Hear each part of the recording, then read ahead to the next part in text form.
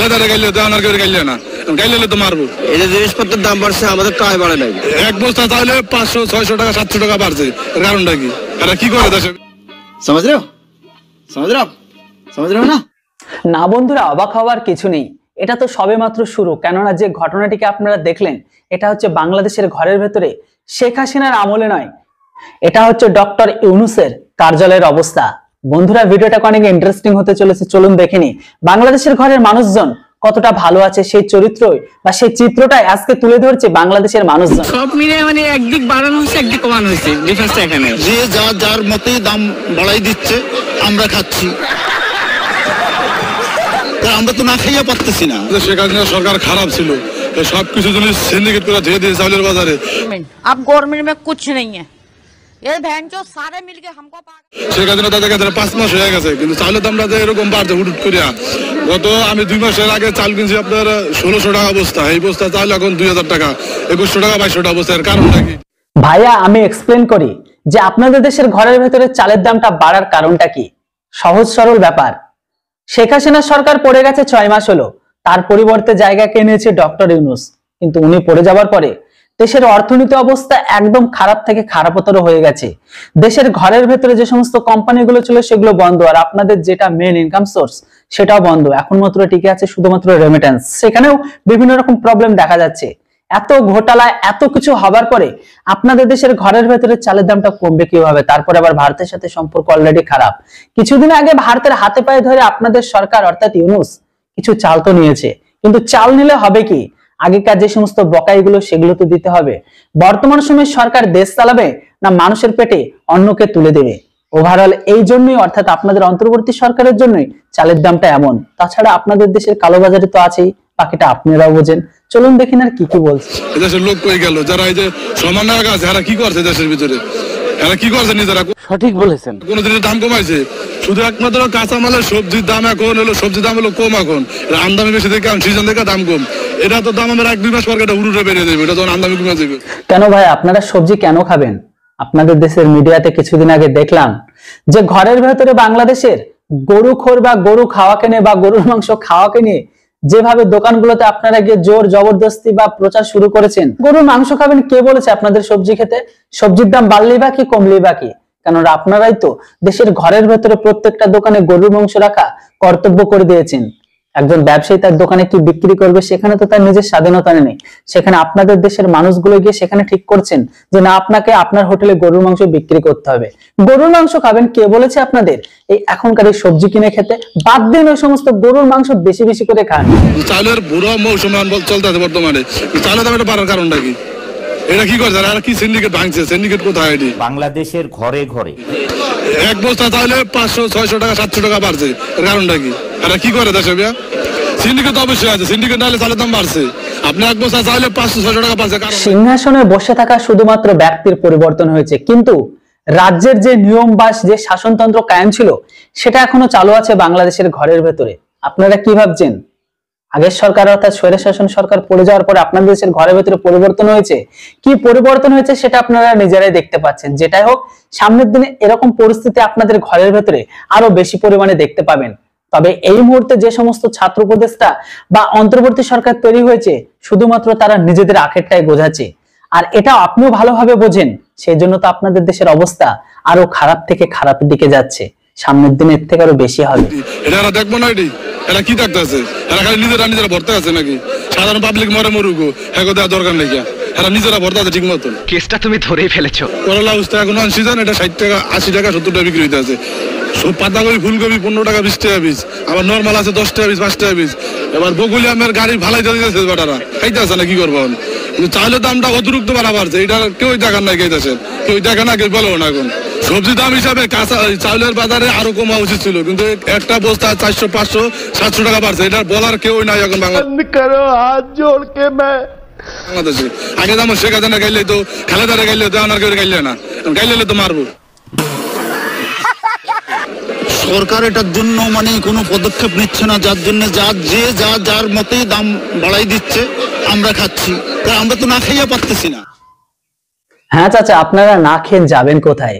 কেননা আপনারা তো এনেছেন না, আপনারা বলেছিলেন দ্বিতীয়বার দেশকে স্বাধীন করেছেন, এই হচ্ছে দ্বিতীয়বার স্বাধীন করার ফসল। বা ফলাফল যেটা আপনারা নিজের চোখে দেখতে পাচ্ছেন। চিন্তার কিছু নেই, এর থেকে পরিস্থিতি আপনাদের খারাপ হবে, কেননা সবকিছুর জন্য আপনারা নিজেরাই দায়ী। বাকিটা আপনারা নিজেরাই বুদ্ধিমান, নিজেরাই বুঝে গেছেন। চাচার কি কি বলছে চলুন একবার এটাও শুনে নি। আমরা তো খাইতে হবে, সুতরাং ওই যে 4-5 জন বা 7 জনের হাতে চাউল বিক্রি করে তারা তাদের মতো দাম বাড়াচ্ছে, সবাই 7 জন একত্রে মিললা। আর সরকার যদি তাদের প্রতি পদক্ষেপ নিত যে তোমরা কি দামে ধান কিনছো, কি দামে চাউল কিনছো এবং কত টাকা বিক্রি করো, এই পদক্ষেপ নিলে আর হয়তো এই জিনিসটা হইতো না। এখন যার যার মতো করে চলছে, বাস এটাই আর কি।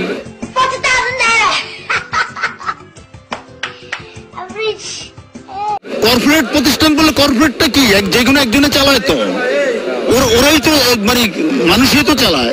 ওই যে কয়জন কর্পোরেট প্রতিষ্ঠানের মালিক ওই কয়জনে এই কাণ্ডটা করতেছে।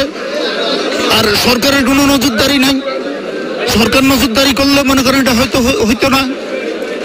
সরকার যদি চাইতো সে এই সবজিটা কি দামে কিনছে আর কি দামে বিক্রি করতেছে, এটা যদি সরকার মনিটরিং করতো তাহলে হয়তো আমাদের এই ভোগান্তি হইতো না। আর কি বলবো বলেন?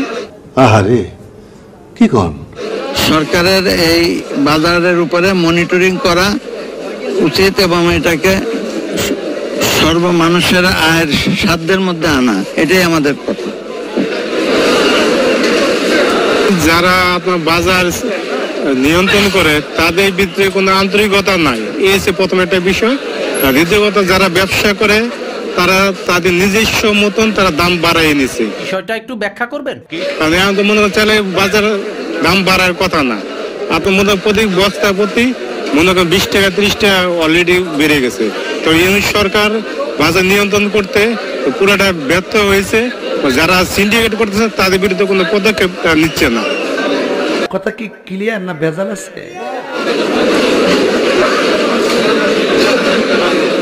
বর্তমান সিচুয়েশনে কিছু কিছু জিনিসগুলোর দাম একটু কম আছে আর কিছু কিছু দামটা একটু বেড়ে গেছে। সাপোজ যেখানে এই যে পাকিস্তানি মুরগিগুলি ছিল আগে 260-70 ছিল, আজকে প্রায় 300 চাচ্ছে। তারপর সবজির দাম কিছু বাড়ছে, যেমন ফুলকপি বাঁধাকপির দাম খুব কমছে, 10 টাকা 15 টাকা পাওয়া যাচ্ছে। বা পেঁয়াজের দাম যতটুকু কমা করছিল অতটুকু কমেনি।